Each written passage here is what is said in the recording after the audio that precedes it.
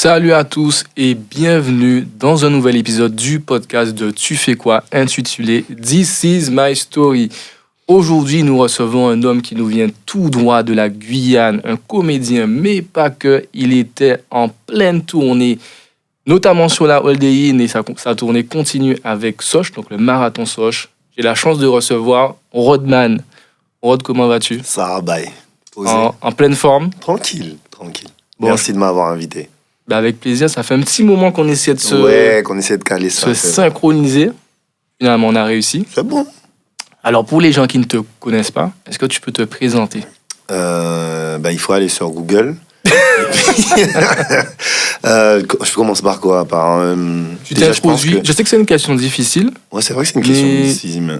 Bon, on peut avoir beaucoup de choses à dire de manière simple. Et après, on rentrera forcément dans... je dirais Rodman, comédien, stand-upper, humoriste. Et ça te définit déjà assez bien. Du coup, pendant que j'ai fait mes fameuses recherches sur Google, parce que j'avais cette question, je me disais, mais pourquoi Rodman? Parce que mon père était fan de l'équipe de Chicago Bulls. Donc, il était fan de Jordan. Et moi, je voulais pas faire comme tout le monde, tu vois. Et j'ai vu Dennis Rodman, qui était atypique, cheveux jaunes, roses. Et le personnage m'a plu, en fait. Il était bon dans son domaine. Il cherchait pas à faire plus, pas à faire moins. Il savait ce qu'il avait à faire dès qu'il montait sur un terrain. Et c'est bien parce qu'on parle de basket. Je crois que tu en as fait pas mal. Ouais. Donc, là où je voulais venir aussi pour ta présentation, c'est que je me suis demandé pourquoi Rodman. Est-ce que ça va être compliqué de trouver ton nom? Et j'ai trouvé, tu me diras si je me suis pas trompé, Ronald Claire. C'est bon ou pas? Ouais, c'est ça. T'as bien bossé. Donc Google a raison. Tu nous viens tout droit de la Guyane. Tu as grandi là-bas? Yeah, j'ai grandi là-bas. Je suis né là-bas. J'ai grandi là-bas. Ma famille est d'origine sainte-lucienne. Mais moi, je suis un pur sang de là-bas. Et tu es resté toute ton enfance? Je crois que tu as quitté vers 14-15 ans. Je suis parti en sport-études, direction la Martinique, au Pôle Acajou, où je suis resté 1 an. Et après, j'ai été détecté pour jouer en France, en métropole. Quelque chose qui... t'as toujours voulu faire du basket depuis très jeune? Ma mère m'a mis dedans, c'est ma mère. Ma mère était dans une équipe, l'équipe phare de Guyane, le Cygne. Donc j'allais la voir quand j'étais petit, plus mon père qui était fan de basket en général. Donc j'ai baigné dedans depuis tout petit. C'est qui le meilleur joueur pour toi? À l'heure actuelle, là, ou le... Non. Attends. C'est qui le GOAT? C'est dur, hein, comme... Franchement, je dirais Michael Jordan. Mais... D'où te vient le doute? C'est qu'il y en a un autre que tu as en tête. Ah, LeBron. C'est vrai? LeBron. Ah ouais, frère. Mais est-ce que c'est pas... Bon, c'est 2 époques totalement différentes. Il y a ça aussi. Le type, il a combien? 6 bagues? Oui, bon, si tu dis bague, oui, d'accord. Si tu dis bague. Mais attends. Meilleur marqueur de l'histoire de la NBA. D'accord. Après, je suis fan. Tu vois ce que je veux te dire? C'est pas rien. Comme il a pas les bagues, parce qu'à chaque fois, il est passé pas loin, en fait. Ouais. Vraiment pas loin. Donc, ça s'est joué à rien. Son histoire n'aurait pas été la même. Mais on se rappellera de Jordan, mais on se rappellera de LeBron. Je suis d'accord, mais... Même si j'aime les deux, mais tu sais, Michael, il a marqué le basket. Je suis sûr que tu ouvres un dictionnaire, normalement, tu pourrais avoir Michael Jordan. Ouais, mais c'est pas la définition. C'est pas la même époque. Tu vois, par exemple, si je te dis au football, c'est qui le GOAT? Tu vas me dire qui? Tu vois? Ça dépend de l'époque, en fait. Ça dépend de l'époque. Et puis, tu peux pas trop les comparer parce que, en vrai, il peut jouer 1, 2, 3, 4, 5, LeBron. Et bon, il faisait un peu meneur des fois, Jojo, mais je l'ai jamais vu trop forcé en 4-5, tu vois. Il avait pas le gabarit pour. Alors que LeBron, il a joué dans sa carrière 1, 2, 3, 4, 5. Dès qu'il le fallait, tu vois. Mais bon, allez, on va dire c'est Jordan. C'est Jordan. Ok, donc très tôt, tu es repéré, sport-études. Comment ça se passe pour toi? Tu quittes maman-papa. Hein, la vie, je suis fils unique en plus. Donc, je quitte maman-papa, tout cas fait chaud. Je grandis en Martinique, mon adolescence. Après, je pars en métropole, à Gravelines, dans le nord de la France, à Dunkerque. J'intègre l'Espoir Pro A, Pro B. Je m'entraîne un petit peu avec les pros. Après, je redescends à Antibes, où là aussi, je suis avec les Espoirs Pro B. Tourne un petit peu avec les Pro B. Et là, ils décident cette année de couper. L'année d'après, ils décident de couper les Espoirs. Et je trouve pas de... Ouais, ça a duré 3-4 ans. Il n'y avait plus d'espoir Pro B, en fait. Okay. Ça a duré 3-4 ans. Donc, j'ai bourlingué un petit peu en National 2, National 3. Et au bout d'un moment, il fallait passer le bac. Et ma mère m'a dit, par contre, tu vas te poser. Tu fais un choix. Fais un choix. Là, je veux que tu me ramènes le bac. Et j'ai fait une pause pour le basket et je lui ai ramené le bac. Après, j'ai intégré une équipe de National 3, National 2, tranquille. Et j'ai dû rentrer après en Guyane parce que la famille, c'est le plus important. Donc, j'avais mon père qui était malade. Je suis rentré à la maison. Qu'est-ce que tu retiendras de ces années de basket? Qu'est-ce que ça t'a amené? Le collectif, en fait. C'est vraiment un sport pas individuel. Et j'aime ça, en fait, le fait de pouvoir jouer ensemble, d'apporter quelque chose à une équipe, en fait. J'aime ça. C'est différent de la scène où tous les regards sont sur toi. Mais j'aime à dire, par exemple, que je suis sur scène, mais il y a toute une équipe aussi qui est derrière moi, tu sais. T'as la technique, t'as la lumière, t'as le producteur, et j'ai mon ami, mais il est sur scène avec moi, mon DJ Lucas. Et tu vois, tous ces gens-là, en fait, gravitent autour de moi et font que mon spectacle fonctionne finalement. Prend une autre dimension, en fait. Donc c'est un travail d'équipe. Ok, le sport, t'en es fan. J'ai vu que tu étais un mordu aussi de CrossFit. Un accro, ouais. Comment t'as découvert ça? Quand je suis rentré en Guyane, ça me fatiguait un peu la muscu seul. Tu vois, t'es là, tu vas tous les jours, t'as ton schéma, le lundi c'est pec. Le mardi tu vois, les jours s'enchaînent en fait. Et j'ai découvert le CrossFit qui était même pas trop connu en fait. C'est un des... Toi, ça remonte à combien de temps? Ça remonte au moins 2013, 2014, tu vois.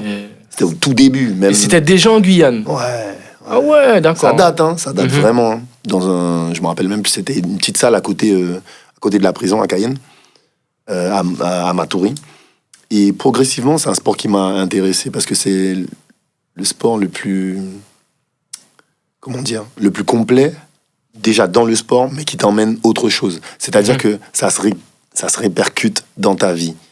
Tu vas au bout de toi-même dans le CrossFit. C'est ça. Tu vois, et ça te permet de franchir des paliers dans ta vie. Des fois, t'es là, t'es pas bien et tout, bap, tu baisses les bras. Tu peux pas baisser les bras au CrossFit, ça n'existe pas. C'est à part quand tu vomis, tu vois. Là, à partir de là, c'est fini, tu peux rien faire. Mais en fait, ça débouche des trucs, en fait, je pense. J'en ai fait, moi, pendant 1 an. Et en fait, ce qui m'a plu, au-delà même du sport, de la pratique, de l'intensité, et du fait que c'est l'une des rares fois de ma vie où j'ai eu des abdos, sans en faire, hein, c'est important. Ouais, grave. Parce que c'est tellement intense que tu brûles énormément de calories. C'est la cohésion de groupe et la famille. Ça veut dire que tu as des gens de base, t'es dans la compète, t'es dans un WOD, donc ils sont pas avec toi en fait. Tu fais le truc, ils ont fini avant toi. Ils viennent. Les gens viennent, t'es torché. C'est l'un des sports, je te dis, ça a un impact de malade. Je sais pas si tu suivais un petit peu le début du CrossFit aux États-Unis et tout.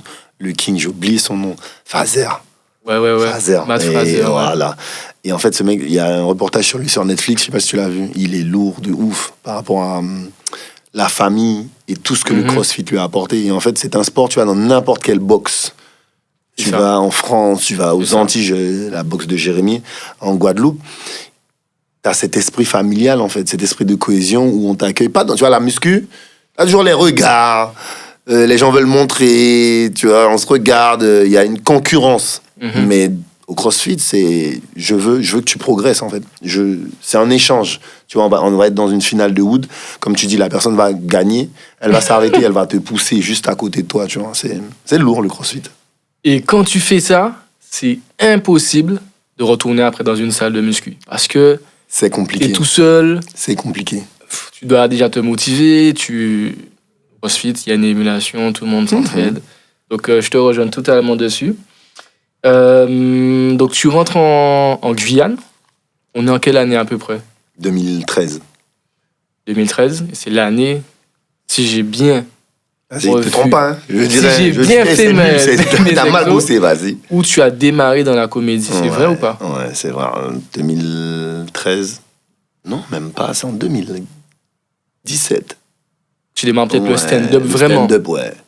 Ok. Je démarre le stand-up. Parce qu'en fait, j'ai commencé les vidéos après. Ok. J'ai commencé le stand-up, genre, je me suis lancé, en fait. Et c'est après, je me suis dit, bah, écoute, pourquoi tu fais pas des vidéos?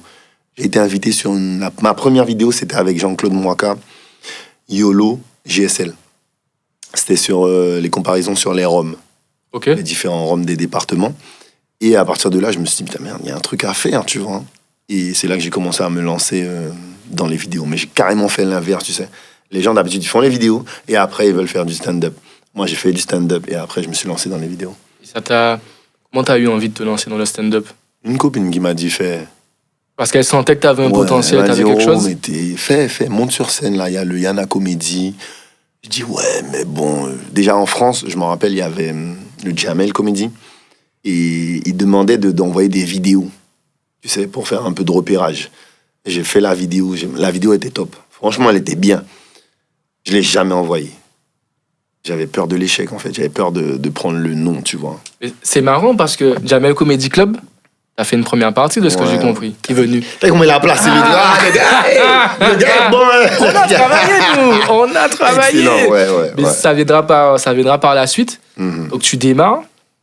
Donc, tu m'as dit pas 2013, un peu plus tard. Un peu plus tard, ouais. Je crois que tu étais dans le médical. Aide-soignant. J'ai commencé ambulancier. Après, j'ai voulu passer mon diplôme d'aide-soignant que j'ai réussi pendant la période du Covid. Donc, tu as bossé en réanimation.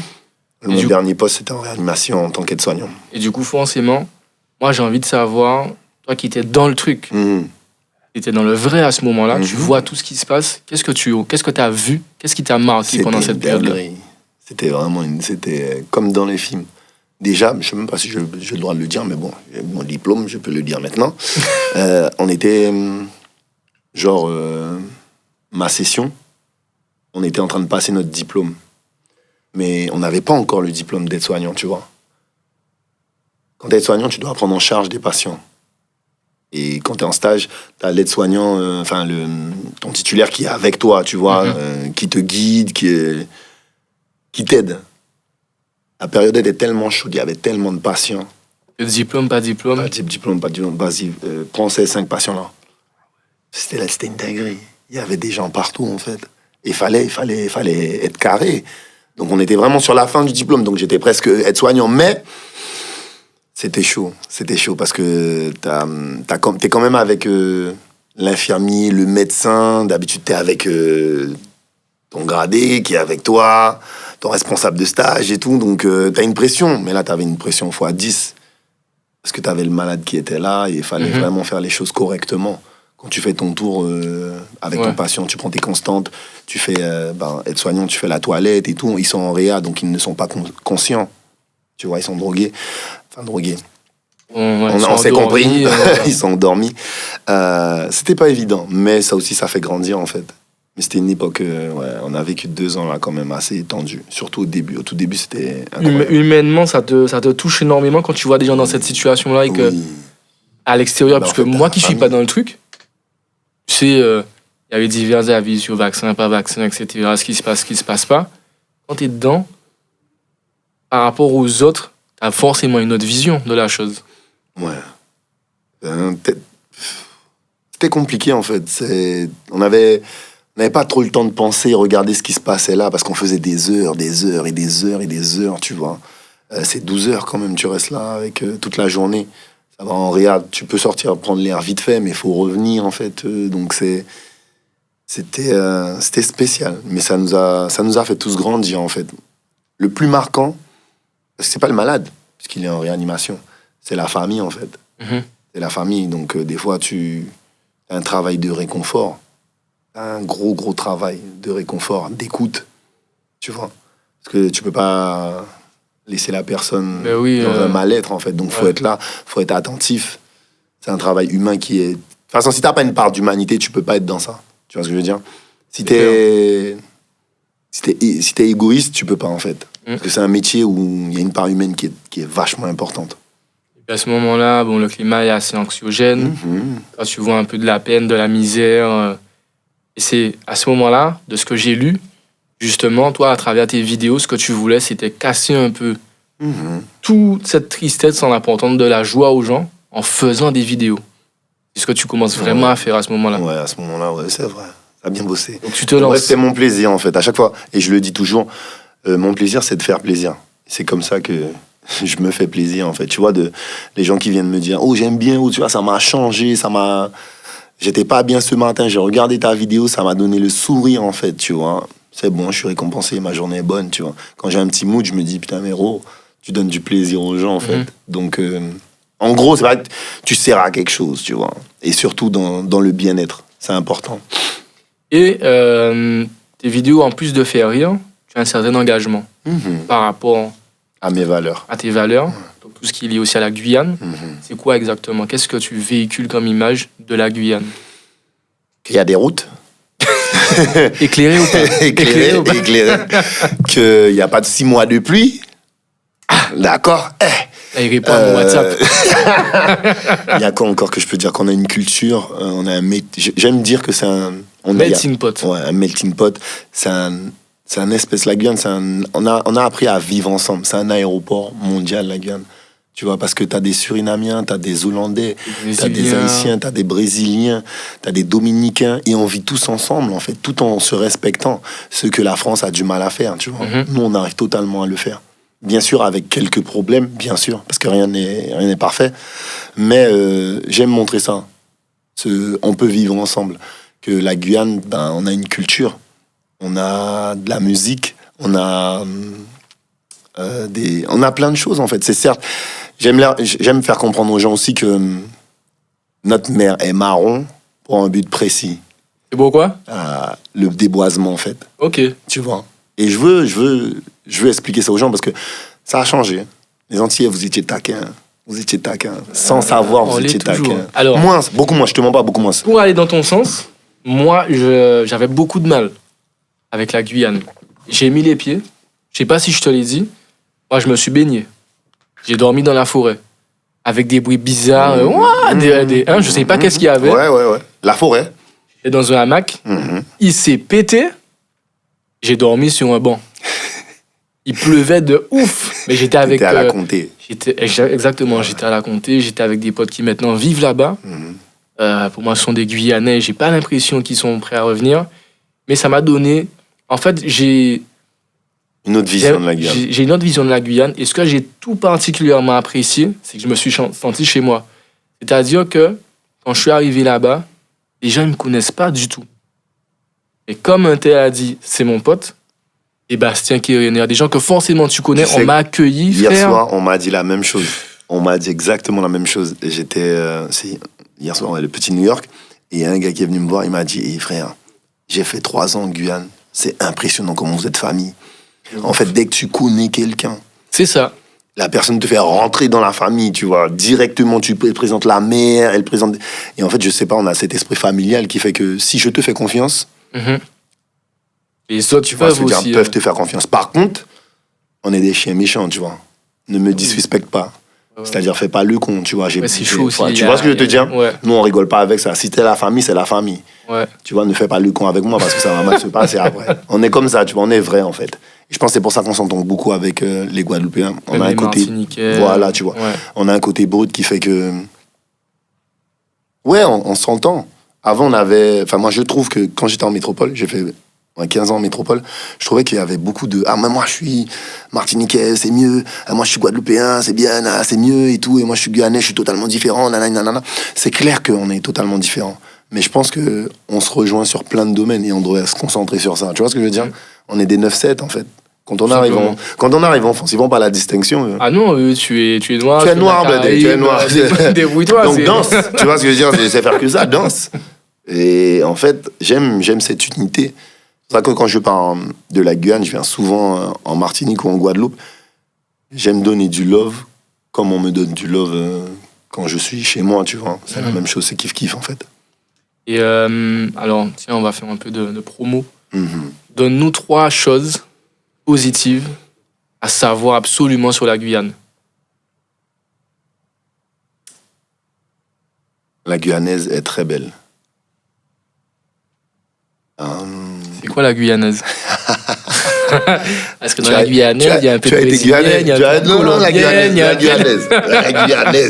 La Guyanaise est belle. Et quand je dis ça, c'est que c'est une femme qui est forte, en fait. Je trouve que la Guyanaise est très, très forte. Je prends l'exemple de ma mère, je prends l'exemple de ma tante. Je trouve que, ouais. Après, j'ai un grand respect pour les femmes en général, tu vois. C'est pour ça que j'en parle beaucoup dans mon spectacle. Mais je trouve que la Guyanaise, c'est une femme qui est très, très forte. Avec beaucoup de valeurs. Deuxièmement, je dirais... Vous avez de très belles plages. Alors, je me retourne parce que je suis entouré de Guadeloupéens. Il y a une Martiniquaise. Vous avez de très belles plages. Vous avez du sable, vous avez du très bon rhum. Mais désolé, les gars. En Guyane, on fait mieux que vous à manger. Je suis désolé. Et il faut venir. Hein. Je vous promets, vous allez venir en Guyane, vous allez prendre 5-6 kilos. Parce que le fait est qu'on a toute cette... Je confirme. Cette communauté, c'est-à-dire que tu sors de chez toi, tu peux manger mong, tu peux manger brésilien, tu peux manger surinamien, tu peux manger, il y a quoi encore, georgetonien. Et c'est des Guyanais qui peuvent te faire ça. J'ai vu des Chinois faire des plats créoles. Donc, niveau bouffe, ça, je vais jamais dire qu'un tel est mieux qu'un... Mais, on est bon. Après, qu'est-ce que je peux te dire? Musicalement, on a progressé aussi. On a grave progressé. On est resté, je sais pas, à la différence des Antilles où vous êtes proche de la Caraïbe, vous avez ce côté soca, hein, tu vois, que nous, on n'a pas. Et nous, on est très dancehall. Vous êtes des fervents défenseurs de la dancehall. Pro dancehall, tu vois. Pas que. En fait, j'adore les 3 points que tu as donnés. Ce que j'ai apprécié tout particulièrement en Guyane, dans la musique, c'est que vous êtes très dancehall et vous êtes très zouk aussi. Ouais, de ouf, frère. Et là, avec ça. pour notre génération, tu vois, ceux qui n'ont pas grandi depuis petit avec du bouillon, nous, le zouk, c'était... Qu'est-ce qui s'est passé? J'ai envie de te demander, qu'est-ce qui vous est arrivé? Je sais pas. C'est vous qui avez inventé ça. Je vais dans vos soirées. Il n'y a que ça maintenant. Au moment où ils mettent le zouk, j'ai compris, c'est pour faire partir les gens. C'est ça. Souvent en fin de soirée. C'est une dinguerie. Alors que chez vous... C'est une dinguerie. Nous, dis-toi, je peux te dire l'heure des séquences de zouk dans une soirée. C'est-à-dire que j'ai des potes qui viennent à 23h, ils savent qu'il y a ça, c'est le premier round. Après, il y a le round de 2h, 3h le matin. Et il y a la dernière séquence qu'il ne faut pas louper. Parce que c'est là que c'est le plus important. Tout se joue là. Alors, le zouk, c'est la vie. Et je me suis dit, hein, quand j'ai commencé à venir, même en Martinique, c'est dans une histoire de chata de 6h30, dans 6h30. Je dis, les filles, mais levez-vous, levez la tête. Allez danser un peu de zouk, ça vient de chez vous, tu vois. Un backstyle qui ne finit pas. Ouais, et vous avez...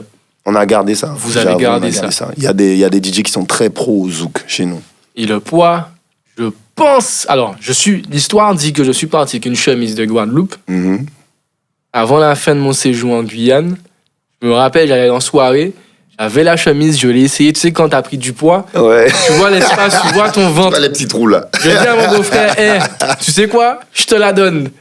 Frère, j'avais pris des kilos de ouf. Ouais. Le couac, je bouffais du couac avec des pois rouges, avec tout ce que tu veux. L'haricot rouge, ouais. La bouffe. En plus, on avait mon pote qui habite là-bas, avec quelqu'un qui nous faisait à manger quand on se sentait pas. Et moi, je voulais découvrir tous les plats un petit peu de chez vous. J'ai mangé. T'as mangé des trucs de la forêt aussi un peu? J'ai mangé un pack, c'est du pack. Pakira, ouais. Le pakira. Agouti. J'ai mangé l'agouti aussi. Caïman. J'ai pas mangé le caïman parce que je savais pas forcément, mais il y avait des jours en particulier où tu pouvais le manger au resto, etc. Ouais, c'est pas tout le temps en fait. C'est ça. Il y a le lézard aussi. Ouais. Ouais, il y a ça aussi. Par exemple, je crois que c'est en Martinique, j'ai été choqué. La première fois que je suis venu, je voyais les lézards et tout, partout. Quand tu parles des iguanes? Des iguanes, ouais, je dis lézards, iguanes, tu vois, ça se promène. Même ici, je crois que c'est ici. Mais t'avais fait un débat. Au créole, je voyais des trucs comme ça. Oui, je voyais des gros trucs comme ça. Je suis devenu fou, je dis, mais on est où là, les gars? Ça n'existe pas. Mon assiette qui se balade. Je voyais des lézards faire leur vie, venir manger. Je me disais, malade, ça n'existe pas. Les lézards, ils sont tous en forêt chez nous. Hein. Ils habitent dans des HLM, ils se cachent. Ici, ils vivent en colocation avec vous. Non, on en a peur. Et c'est tellement... Et on en a peur. Ouais. Non, c'est facile en plus à attraper. C'est facile, juste tu tiens la queue derrière. Tu sais, nous, on nous a appris que ça coupait avec la queue. Non, c'est faux, c'est faux. Attention. Une fois que tu as tenu la queue, tac, tu vas au début de la naissance de la queue, tu vois. Et là, c'est bon, c'est fini, tu l'as. Donc toi, t'attrapes ça main nue, comme ça, au calme? Oui, c'est possible d'attraper ça. D'accord. Oui. Ok. Après, s'il est rapide, mais en fait, en général, on les aime avec les œufs. Les œufs d'iguane, c'est une tuerie. Ok. C'est très bon, ça, c'est vraiment très bon. Bon, je le note et à l'occasion, je goûterai ça. Parlons un peu de la scène. Madguaya. Je vais pas t'aider, je te laisse. C'est ça, c'est Madguaya. C'est Madguaya. Ouais, comment tu y arrives? T'as des comédiens, enfin toute l'équipe des YOLO, des Matt, Bon, Lio, c'est un animateur. Mais tu as toute cette, on va dire, toute cette... Bobby, voilà, Clive. Bobby. Comment tu arrives à côtoyer tous ces gens-là? Et comment vous créez finalement, j'ai envie de dire, cet écosystème entre vous, puisqu'on sent que vous êtes tous très proches? Comment te dire ça? Déjà, j'intègre le Maguaya. Une anecdote qui vient. Non, mais en fait, je pense comment. Parce qu'il y a dès que je parle du Maguaya, je pense direct à Don Miguel, je pense direct à l'Atrium. Et je pense après à la suite, à ma scène que j'ai fait, la première scène que j'ai fait tout seul à l'Atrium. En fait, le Maguaya, j'ai toujours voulu l'intégrer. Je les vois arriver, je vois Cleveland, Matt, GSL, Bobby. Et à l'époque, il y avait une Guyanaise qui était dedans, j'ai oublié son nom, Safia. Et en fait, je me dis, héros, faut que tu sois dans ça. Il n'y a pas moyen, faut que tu sois dans ça. On m'appelle, on me dit, ça t'intéresse pas et tout. Don Miguel m'appelle, il me dit, ça t'intéresse pas. Je dis, oh, ben oui, hein, là, je suis là, j'ai rien à faire. Je dis oui. Et je fais le premier Maguaya avec eux. Et je joue à l'Atrium. La première fois que je joue à l'Atrium. Dinguerie, cette salle. Dinguerie, ça se passe. Je me rappelle, j'ai peur. Non, c'est pas la première fois, parce que j'étais en duo avec une artiste, une comédienne. Nénette, t'as bien bossé. Guyanaise. Et on était déjà venus en Martinique et en Guadeloupe, mais dans des petites salles, tu vois. Et on s'était pas posé la question de parler créole ou guyanais ou parler créole entier. Et la première fois que je fais l'Atrium, je flippe. Je suis là-haut, je suis dans les loges, je me dis, oh frère, tu vas parler antillais, tu vas parler créole guyanais au monde, parce que est-ce qu'ils vont comprendre le moto, il y a un problème qui est ça, ou qui m'en est mon qui fait, mon frère, je commence à paniquer. Tu sais, genre, tu vas au mariage. ouais. Et au moment où il faut dire oui, bon, qu'est-ce que je fais? Je dis oui toujours ou non. Et je me suis dit, mes potes d'hôtel là, sois toi. Kiff. Et ça s'est super bien passé. Et je me rappelle, je me suis dit, je me fais une promesse en fait, que monsieur Don Miguel va faire mon spectacle et que je jouerai à l'Atrium tout seul. Et ça s'est fait grâce à Dieu. Avec le travail et tout, ça s'est fait. Et par la suite? Par la suite. Ma première. Alors, le 26 mars, j'ai joué à la Cigale. Après, j'avais enchaîné avec 2 scènes en Guadeloupe. Et après, j'avais enchaîné avec la Martinique. Je me rappelle plus de la date exacte. Je me rappelle plus de la date exacte. Bref, et c'était une très belle scène. Très, très belle scène. Comment on prépare une montée sur scène? Comment ça se travaille dans l'écriture, dans les vannes, tu répètes devant du monde? C'est quoi l'envers du décor? J'ai été autodidacte depuis le début. Même quand j'ai commencé les Yana Comédie, seul, les petites scènes au Café de la Gare en Guyane, 50 personnes, j'ai toujours travaillé seul. Tu vois, j'ai jamais fait de répétition devant du monde et tout.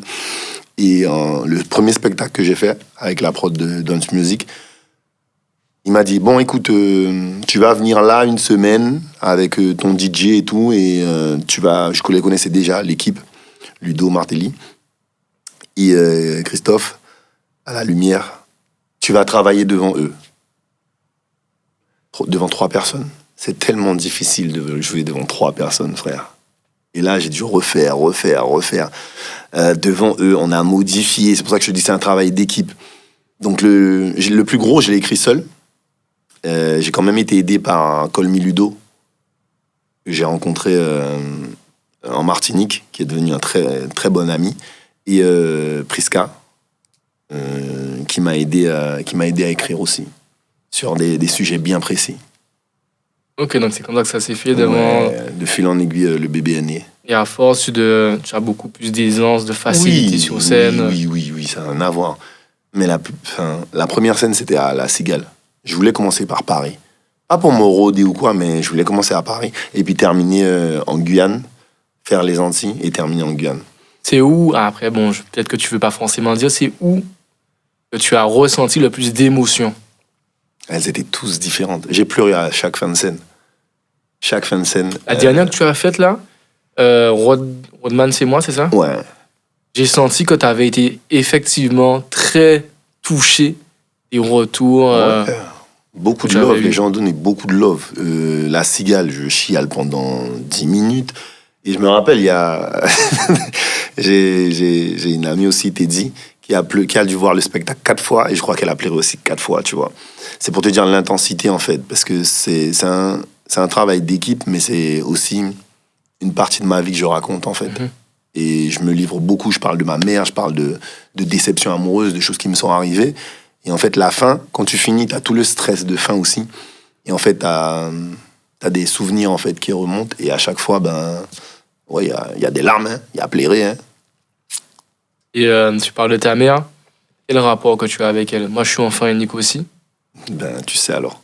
Mes parents se sont séparés très tôt. Mhm. Et du coup, la première fois que ma mère m'a dit... Je tiens juste à dire, il m'a dit 3 fois de ne pas taper sur la table. Il tape sur la table, tu peux continuer. La première fois que ma mère m'a dit je t'aime, j'avais 29 ans. Il y a un toc. Parce que la mère, je vais même pas dire antillaise, je pense que même mère les Guyanes, créole. elles sont la mère créole, elles endossent ce rôle, ces deux rôles, père et mère, et du coup elles sont très très dures. Et tu sais, moi je fais pas de scène, mais par rapport à la création de contenu et tout ce que je fais, j'avais organisé 24 heures de live streaming. Donc pendant 24 heures, j'ai pas dormi. Toutes les heures, je recevais des invités, des artistes, des entrepreneurs. Je fonctionnais au Red Bull et à l'eau, non, au café. 20 heures, je quitte le lieu où on est donc en live stream. Yeah. Je reçois un message de ma mère qui me dit « Je suis fier de toi ». Oh, ma mère. La première fois. C'est ça que je te pose la question et je pense que tu as dû vivre aussi des trucs comme ça. Quel est ce rapport que tu as avec ta mère? Ma mère, c'est ma vie, poto. C'est ma mère, c'est mon oxygène, c'est ce que je suis, en fait. Tu vois, dans le sens où elles ont ce rôle-là, elles ont les deux rôles. On va pas dire que les papas créoles sont des bonariens. Mais en fait, on a une éducation qui fait qu'ils sont super détachés de justement l'éducation de l'enfant. Tu vois ce que je veux dire? Eux, ils ont un rôle... Enfin, à l'époque, hein, ça a changé quand même. Ça a grave changé, heureusement. Ils avaient pas un rôle d'affectif. Eux, ils étaient là pour... le foyer. Voilà, en fait. Pour ramener quelque chose. Alors qu'elles avaient le rôle de... Ouais, qu'elles tenaient la maison, elles éduquaient, elles donnaient de l'amour à sa manière, en fait. Moi, ma mère, la même chose. Je lui ai dit je t'aime il y a... Je sais pas, il y a pas si longtemps, parce qu'on n'a pas l'habitude de se dire ça. On n'a pas l'habitude de s'asseoir, d'aller dans un café, puis de discuter, de dire ce qu'on ressent, en fait. Et c'est super important. C'est super important de le dire, en fait. Et puis, on a cette pudeur. Ça. Cette pudeur de créole qui fait que faut qu'on se tienne bien, non pas qu'à plairer. Tu vois, un délire qui est futile, en fait. Les hommes noirs ne sont pas vrais, ne donnent pas de sentiments, ne savent pas aimer. Et en fait, si. On part de là. Quelle est la plus belle valeur qu'elle t'a transmise, ta mère? Respecte les femmes. Ouais. Elle me dit, j'aimerais pas que... Vas-y, dis-nous. Ouais. J'aimerais pas qu'on parle mal de toi. Respecte les femmes, en fait. Pas... Non, j'imagine la voix me dire, pas fait femme pleurer. Pas fait femme pleurer. Tu sais, un homme qui fait une femme pleurer, eh bien, c'est malédiction, bye. Tu vois, elle aime me répéter ça. Ouais, je pense que c'est surtout ça. Et en fait, des valeurs aussi de famille, en fait. Parce qu'ils sont très... ma grand-mère, elle a fait 11 enfants. Sainte-Lucie. Et ils sont soudés de ouf. Je suis conscient d'avoir vraiment de chance d'avoir évolué dans une famille où il y a autant d'amour. C'est toujours compliqué quand ils sont aussi nombreux entre frères et sœurs. Il y a beaucoup de la jalousie. La jalousie. Même tu sais, quand il y a un décès, que ce soit le père ou la mère, tout le monde se déchire pour histoire d'héritage, tout ça. Et ils ont perdu mamie. Il y a eu toujours de l'amour, en fait. Toujours, on essaye de placer le dimanche les repas familiaux et tout. Des trucs qui sont restés. Et je trouve que je suis béni sur ça, en fait. Je suis resté, même si j'ai perdu tôt mon père, je suis resté quand même avec de l'amour autour de moi, tu vois. Donc on lui passe un coucou. Big up, Mamoun. Et Jamel, première partie. Ouais. Jamel, c'est quelqu'un que tu admirais? Franchement, c'est un boss. C'est un boss, Jamel. Mais j'ai pas grandi avec l'humour de Jamel, en fait. Moi, j'ai toujours été fan de Thomas Njigel. Tu vois, Dieu donné. Pour moi, le best, c'est Dieudonné. À l'heure actuelle, c'est Faré. Mais ouais, Dieudonné, Thomas Njigel, Faré, ou sinon très américain, genre Kevin Hart, Dave Chappelle. C'est des monstres, en fait, pour moi. Vous avez souvent les mêmes références, Kevin Hart, Dave Chappelle. Parce que les gars... Et je trouve que Dave Chappelle est plus fort pour moi. Oui. Dave Chappelle. Mais même Kevin Hart, je crois que c'est un exemple pour lui, Dave Chappelle. Ouais, il l'avait dit. Il avait fait, il avait fait une émission sur Netflix et je crois que j'ai entendu. Il l'a dit. Mais Dave Chappelle, c'est un monstre. Tous les problèmes que le gars a eu, le gars est debout. Après, on a des monstres aussi. Hein. J'ai eu l'honneur de travailler avec Viviane Émigré. 3-4 heures de temps. On se rend pas compte, en fait, qu'on a des personnes qui ont cette puissance-là. Tu sais, t'as des Johnny, t'as des icônes en France. Mais nous, on s'en rend pas compte que, par exemple, une femme comme elle, c'est un monstre. C'est-à-dire qu'elle est capable de te faire rire en faisant une mimique. Tu vois, genre, Dieudonné, il te faisait un sourire. Son faciès. Une faciès, c'était monstre. C'est chirurgical, en fait. T'as l'impression que c'est pas travaillé. Mais c'est travaillé de ouf, en fait. Quand t'es dans le milieu, tu regardes, t'observes et tout, tu te dis, waouh, dinguerie. Comment il fait, en fait. Et t'as un jeu de rôle qui est super important, qui est millimétré, en fait. T'as la part d'impro. Mais en fait, t'as cette part de travail qui est tellement importante. L'écriture, la mise en scène. Je la travaille beaucoup. Parce que c'est trop important, en fait. Tu sais, comment t'habilles, ton truc. Je me considère vraiment pas comme un stand-upper. Comment tu te définirais, alors? Un showman. Parce que j'aime ça. J'aime bouger sur scène. Je saute, je chante. Je vais à la rencontre du public. Tu vois, je vis le truc, tu vois. En fait, je te donne un spectacle. Je te donne pas juste tu viens, tu t'assois et puis tu rigoles, en fait. Non, mon spectacle, je te promets, tu l'as pas vu. On en parle en off. Et c'est une aventure. C'est une aventure. C'est genre, au début, tu rigoles, tu conscientises, tu réfléchis et tu pleures. C'est une aventure, mon spectacle. Donc, tu fais passer par toutes les émotions. Ouais, toutes les émotions. Vraiment, j'en suis vraiment fier de ce spectacle. Marathon Soch. Comment tu démarres? Comment tu intègres cette équipe? Teddy, je suis obligé de donner son nom encore. Hein, Teddy qui est partenaire avec Soch sur mon spectacle et avec Matt Goya qui m'a parlé de ce projet. Et comme j'aime la fête, j'aime le sport. Hein. On sait. Il y a un truc où j'excelle. On sait. C'est la fête. Donc, elle me dit, bon, tu sais, il y a festival. Oui, Teddy, c'est bon, tu n'as pas besoin de développer. Oui, je fais. Je viens. Quand? À quel moment? Et elle le sait très bien. Elle me dit, bon, on va à Djibouti. Oui, on va à Djibouti. Dès qu'il y a la fête, je suis partant. Explique-nous, parce qu'on a parlé de Soch Marathon, festival. En quoi ça consiste et qu'est-ce que vous faites? Vous avez toujours été 3 dès le début? Ouais. Là, ils ont très bien casté ça. Donc, il y a Lionel Nido, qui est un personnage à lui-même. Martiniquais, Lionel, il chante, Lionel, il danse. c'est une attraction. Je crois que c'est le mot. C'est une attraction. Je suis obligé de lui passer un big up. Et c'est dans mes notes parce que, en fait, je connais moins Smat. Je connais de vue, ça nous est arrivé de jouer au foot ensemble. Mais tous les 3, je vous trouve très humains et très humbles.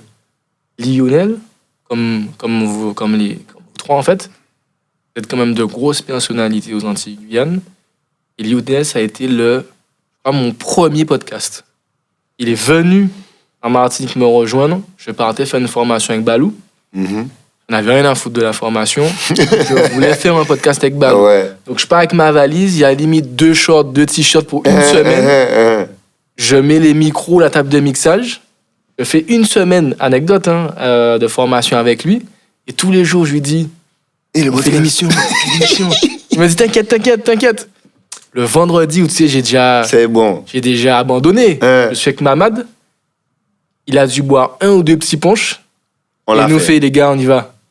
Je regarde Mamad, je lui ai dit, ok, on y va.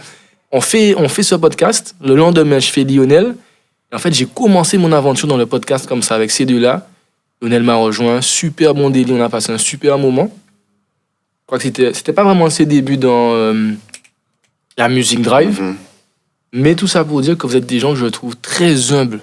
comparé à l'audience que vous avez, même quand je vois comment les gens réagissent au festival, en fait, vous êtes des gens super simples. Comment on fait aussi pour garder les pieds sur terre? Éducation encore.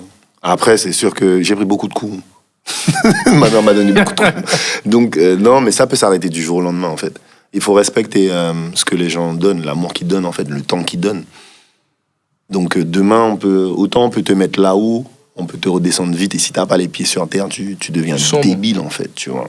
Et c'est rien, en fait. C'est juste, tu vois, tu donnes du plaisir, donc faut respecter les gens, en fait, tout simplement. Et je te rejoins vraiment sur Lionel, parce que j'ai appris à connaître Lionel progressivement grâce au Marathon Soch Festival. Et c'est quelqu'un humainement qui est fort, très très humain, vraiment, en parlant avec lui. Et il a des anecdotes. Il m'a sorti des anecdotes, je me dis, ah ouais, c'est grâce à toi que cette personne-là, ok, d'accord, ok, ah ouais, c'est toi qui as expliqué à cette personne. Et en fait, il le dit sans pour dire, j'ai fait, tu vois, genre, c'est grâce à moi. En disant, c'est une conversation qui amène une conversation, et c'est avec le recul, je me suis dit, ah ouais, frère, le gars, il est fou dans sa tête, mais il a un grand cœur. Et Matt est comme ça aussi. Matt est avec un style différent, mais il a une humilité énorme aussi. Et tu sens que la diversité de vos trois personnalités, quand même, est complémentaire. Et donc, vous vous rencontrez, tu les connais déjà un peu avant de démarrer le marathon Soch, ou pas du tout? Matt, oui, parce qu'on fait le Matt Goya souvent ensemble, mais Matt est amoureux de Bobby, donc il reste souvent avec Bobby. J'espère bien que tu l'as enregistré, ça. Et donc, c'est vrai qu'ils sont souvent ensemble, mais on se parlait, on s'est déjà parlé, on a déjà fait des trucs ensemble. Mais c'est vrai qu'avec avec Lionel, j'avais déjà pas mal d'affinités parce qu'on se voyait souvent, en fait. On se voyait par rapport à Fanny aussi. Et le Marathon Soch Festival a fait que... Vous êtes rapprochés? Ouais, totalement. Et là, c'est la deuxième année? L'année dernière... J'espère qu'il y aura une troisième année, une quatrième, une cinquième. Et après, donc, la première année du Marathon Soch, j'ai senti que vous étiez rapprochés. Après la hold-in particulièrement, j'ai vu des vidéos, je me suis dit, OK, il y a un truc qui s'est passé. Ouais, il y a une cohésion, il y a quelque chose qui... Il y a vraiment un truc qui s'est vraiment... Et on en parlait au petit-déj le dernier jour. On a dit la première hold-in, on y est allé, mais déjà, chacun faisait un petit peu sa vie, chacun faisait sa création de contenu et tout, en demandant des fois, ouais, tu vas où, t'es où? Alors que là, on était vraiment attentifs l'un à l'autre, tu vois, tout en faisant la fête, en fait. Déjà là, on a fait la fête ensemble, avec le boulot, bien sûr, mais la particularité, c'est que Soch, en fait, ils veulent faire... ils nous laissent montrer qui vous êtes. Voilà, tu vois ce que je veux dire. Et c'est ça qui est bien, en fait. Ils veulent vraiment montrer... Il n'y a pas de cinéma où, genre, tu prends une photo, tu te mets sur le truc de Soch, ou tu fais semblant, en fait. Non, c'est vraiment une aventure humaine avant tout. Il y a eu plein de défis qu'ils vous ont proposés. Est-ce que tu peux nous donner quelques... Est-ce que tu as fait le truc du changement de... Jamais. Moi, je vais donner mon outfit à qui? Moi, je te voyais bien avec celui de Lionel. Jamais, ça va pas la tête. Tu préfères porter le outfit de Lionel ou celui de Matt? Ni l'un ni l'autre. Non, tu sais quoi, Lionel? L'outfit... Il n'y a pas d'outfit de Matt. Moi, je trouve que tu abuses. Matt met un short. C'est un short qui met Matt. Le pire, c'est qu'il prend du temps. C'est lui qui... Sur les 3 jours, c'est lui qui nous a mis en retard pour un short, une chemise. Moi, je trouve que tu es dû avec Matt parce que quand on fait la première réunion à Soch, tu peux pas me dire qu'il n'y a pas il y a un glow-up avec ce que j'ai vu. Oui, mais non, là, avec son petit ce n'est pas la côté, même personne. Ce n'est pas la même personne. Ça n'a rien à voir. Le deuxième jour, il nous a surpris. Le petit bleu, là, le short bleu, le t-shirt blanc, la chemise par-dessous, avec le petit gadget, là, comment on appelle ça? Maître Yoda, là. Ah, mais non, il avait gagné. J'ai moins aimé la chemise jaune, là, très près du corps de Lionel. Mais le jean était... Le jean était propre. Le jean était propre, on en a parlé. Mais t'as vu son dernier jean, là? Avec celui fleuri, là? Ouais, j'ai kiffé, hein. Non, mais... Et j'aime pas... Je sais que j'ai... Lionel. Tu sais pourquoi il triche? Oui, je sais. Il a un personnage. Ouais, mais je savais pas, moi. Même moi, je l'ai regardé, je lui ai dit, Lio, tu t'habilles où, en fait? Il m'a dit, Guéric, mais j'ai un personnage. Je me suis dit, l'enfoiré. Ouais, mais c'est là qu'il m'a dit ça. Moi, j'ai pris les coordonnées du gars. Mais bien sûr, c'est pour ça qu'il était serein aussi. Tu vois, il savait. Franchement, le dernier jour, là, lourd. Avec le jean, là, avec les... Je sais pas, enfin... Ouais, ça drip de ouf. C'était magnifique. Moi, j'aurais fait le même avec des sneakers, j'aurais sorti des trucs là. Ah non, j'aurais bombardé. Le seul problème, tu sais, dans le festival, tu parles de sneakers, c'est que si tu aimes la paire, C'est dur. c'est dur. C'est dur. Là, tu sais, j'avais une paire de Jordan. Ouais. Frère, je pense qu'elle est presque morte. En vrai. Non, tu sais, Elle est sauvable. Il y a des gens qui peuvent. Ouais, il y a des gens qui Pancakes. T'as des gens qui T'as peuvent. des connexions. Qui peuvent. Ok, tu ok, vois, à qui voir, à peuvent- voir. Non, c'est chaud parce que je me rappelle la Baka avec le marathon. Là, tu peux la brûler. Hein, je sais pas. Heureusement, j'ai pris une vieille paire. J'ai pris un truc bateau. Parce que je me suis dit, on sait jamais, tu sais, il pleut un peu. T'as vu la boue? Donc, c'est un peu délicat de mettre une belle paire de sneakers pour les festivals. Par contre, j'ai cru comprendre que sur le marathon Soch, il y a des trucs que vous n'avez pas compris. Vous savez pas lire ou bien vous avez des problèmes de compréhension? Non. Moi, Parce j'avais... que marathonien, c'est toi en plus. Franchement, moi je te soutenais au départ. Attends, Marathonien, c'est vous trois, les gars. mais les autres aussi, ils sont des marathons de la vie. Ben non. Soch, marathon Soch. Ouais, mais bon, tu sais, Les autres, ils t'es sont pas- excité, tu lis pas les Tout le monde consignes. devait marathonien. Tu lis pas comme à l'école. Tu ne lis pas bien la consigne, tu fais ce que tu veux. À un moment, ils avaient dit, oui, c'est toi qui dois faire le bisou. Donc moi, je me fais faire un bisou. Bon, c'est vrai qu'il y a des trucs qui sont... Je vois Matt, il l'organise. C'est marqué gagne un concours de pompe. Je suis sûr que c'est marqué gagne un concours de pompe. J'arrive, je le vois en train de filmer 2 mecs en train de faire des pompes. Je me dis, attends, il y a un truc. Je pense qu'il a pas lu les. Ouais, il avait pas compris. Même moi. Il y a Lionel. Bon, après, c'est Lionel qui va gagner. Si Lionel Sûr, a c'est triché. le plus investi. Non, il a triché. Pourquoi il a Tous ces trucs, c'est triche. Il y a des dessous, hein. D'ailleurs, on va parler de ça. Je veux dire à Teddy, faut nous filmer H24, en fait. Ah, tu sais, en mode. Ah ouais, frère. Parce que là, la triche qu'il y a eu, Lionel qui Et le demande, reality aussi. Lionel qui demande aux serveuses pour les bisous. Ouais. Aux serveuses, c'est quoi? C'est Bon. aux gens qui travaillent à Soch, tu leur demandes de faire, ils connaissent. Attends, comme ça sortira pas tout de suite, Mhm. je balance une vérité. Vas-y. Et dis, il ne faut pas que tu prennes en compte ce que je vais dire. Vas-y, C'est la vas-y, côté là, vas-y. Ni toute l'équipe. Matt a donné sa carte à un festivalier. Il lui a dit, fais comme si c'est la tienne et recharge mon compte.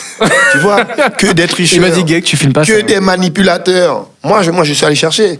Même si elle m'a pas mis grand-chose, la fille. Je n'ai pas triché. On l'a remis à 6 mois là, donc la régie. Alors, non, mais bon, Laurent. j'ai eu des trucs quand même. Mais de toute façon, normalement, j'ai gagné. Parce que le maximum de points, c'était monter sur scène. Monter sur scène. Je suis monté sur scène. Donc, logiquement, j'ai gagné. Mais comme Lionel, c'est le chouchou de Moran, c'est Lionel C'est qui va Martinique. gagner. Voilà. Ouais, tu Donc, je suis pas, tu communautarises. sais, je suis pas la guerre. Donc, Et donc, sur ce marathon, soit vous faites la tournée de tous les festivals. yes. Sur tous les festivals, vous avez des défis. Je pense qu'on aura des défis. Là, on part à Cayenne pour la Smile. Je pense qu'on aura des défis aussi. Est-ce que vous avez. Parce que j'ai vu que vous devez faire des choses obligatoirement pour pouvoir passer au stade supérieur. J'attends de voir ça. Pour l'instant, on n'a pas débriefé. On ne sait pas à quelle sauce on va être mangé. On a un live toujours au début du festival, tu vois, où là, on échange et tout pour savoir c'est quoi les défis. On verra. J'ai hâte de voir ça. En tout cas, c'est une belle aventure. C'est une super aventure. Franchement, c'est une superbe aventure. Ils ont fait un gros travail, Soch. Et ce qui est bien, en fait, c'est que ça intéresse les gens. Tu vois, pendant le festival, il y a des gens qui venaient nous demander « Alors, tu as besoin d'un bisou? Et tu as besoin que je recharge ta carte? Tu veux que je fasse les pompes ?» Tu vois, ils étaient investis, donc les gens suivaient Assidûment. Ouais, ils suivaient les défis. Il y avait une belle audience et ça vous a donné. En fait, l'opération est réussie en quelque sorte. Je pense. Vraiment, je pense. Faudra demander à Teddy. Mais je pense que là, on a fait fort. Affaire à suivre sur les autres festivals. Donc, il y a le Smile Et la Baka. et la Baka. Faudrait peut-être inclure aussi, tu sais, les festivals en Dominique, ou Sainte-Lucie, tu sais, des festivals ou même des carnavals où on est moins habillé. On peut finir à Londres, tu vois, fin août. Il y a Socha Notting là-bas. Hill, Ouais, ça serait beau. Pourquoi pas, ouais, afin de découvrir. Voilà. Et puis, il faut étendre j'aime bien. la communication Voilà. de Soch. Ouais, Notting Hill, c'est dernière semaine, dernier week-end d'août. Merci. Merci. Je pose la pierre là comme ça. Moi, je suis dispo.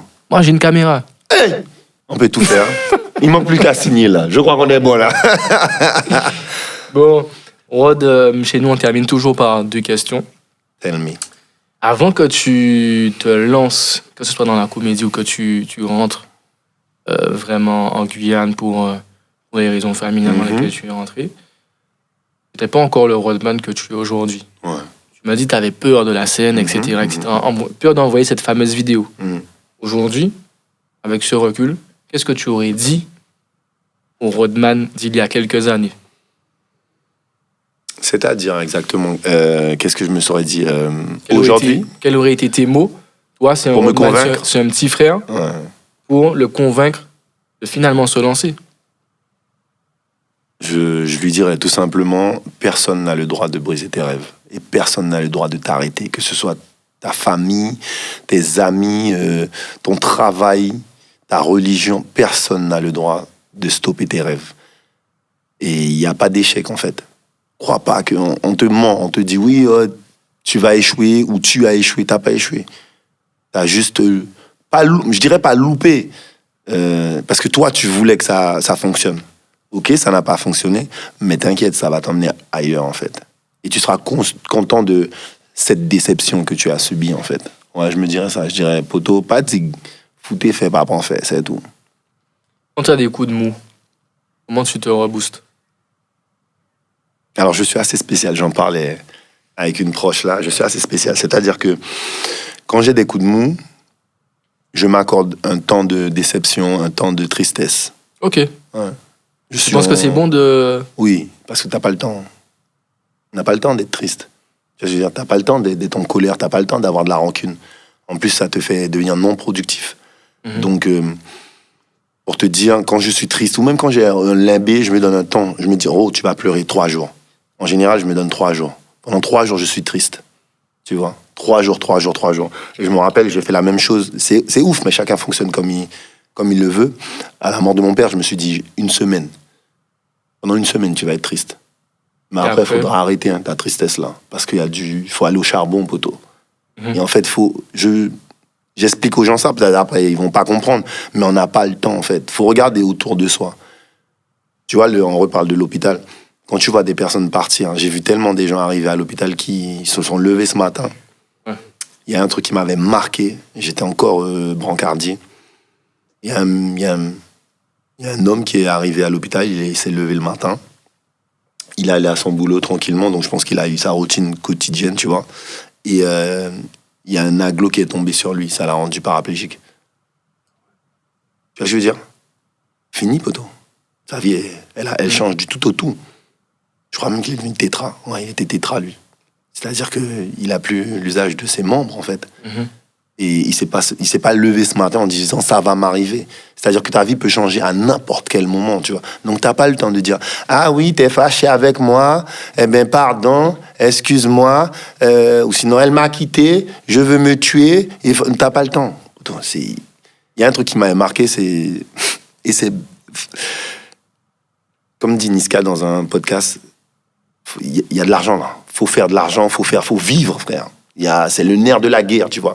Il y a 2 choses. C'est soit tu fais de l'argent, soit tu fais rien, en fait. Et tu vois, si tu peux faire de l'argent en vivant, c'est très bien. Mais il faut pas rester inactif. Tu vois ce que je veux te dire? Fais des choses. Fais-toi plaisir. Je vais pas dire que l'argent est une priorité, bien sûr que non. Mais en fait, faut se faire plaisir, tu vois. Donc, ouais, je me dirais ça.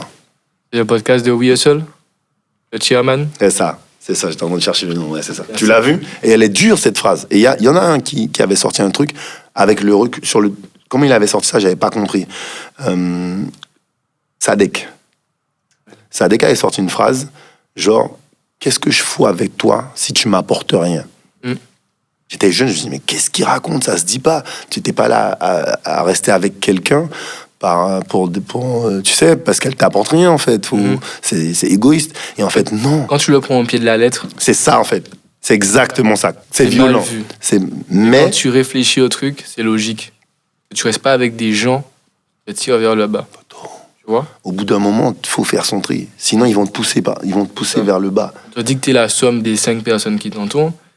Si autour de toi, t'as que des... Et en fait, il insistait, si tu m'apportes rien, qu'est-ce que je fais avec toi? Mais c'est vrai. Genre, t'as un ami, même si tu me fais rire, poteau, tu m'apportes quelque chose, en fait. Tu vois, tu m'apportes un réconfort, un bien-être, c'est bien. Mais si je suis avec toi, je te demande, tu sais, j'ai envie de lancer un business. Et ouais, t'es sûr, poteau. Mais non, t'es bien, t'as déjà ton travail, reste là, au calme, fais rien et tout. Ah ouais, frère. Je peux pas rester avec toi, en fait. Et tu vois, au pied de la lettre, comme tu dis, c'est violent. Ouais. Mais tu peux pas avoir cette discussion-là avec des gens qui ne veulent pas ouvrir leur esprit, en fait, tout simplement. Et la dernière question, qui est, la réponse est toujours propre à chacun. Mhm. C'est quelle est, toi, Rodman, ta définition de la réussite? Tous les invités qu'on a eus, ça a toujours été différent. Je pense que la réussite, c'est, pour moi, encore une fois, pour moi, premièrement, c'est rendre ma mère fière. Déjà là, si elle est fière, j'ai réussi. Et la réussite, pour moi, ce serait simple, ce serait avoir une femme et avoir un enfant. Qu'importe la situation, mais si j'ai une femme et un enfant, j'ai réussi. Pour l'instant, j'ai ni femme ni enfant, je n'ai pas encore réussi. Voilà. Donc, je suis en attente de réussite, là. Donc c'est fonder une famille. Hein. C'est fonder une famille, c'est la plus belle des réussites. Je pense qu'on en parlait encore. Ouais, il n'y a pas plus important, il n'y a pas plus magique que de, pour moi, encore une fois, parce qu'il y a plein de débats sur ça, c'est de donner la vie, en fait, ou être en couple. Pour moi, c'est ça la réussite, en fait. Il y a quoi d'autre de plus important que d'être en famille, en fait. Tu sais, ta famille, ta femme, ton enfant, il n'y a rien d'autre. Merci, Rodman. Nous faisons pas aller. Zéro faute. Coupé. Timing. Oh non, tu aurais été en sueur. Moi, j'ai pas. Mais dis à quel t'a regardé, man. Tu aurais été en sueur. Combien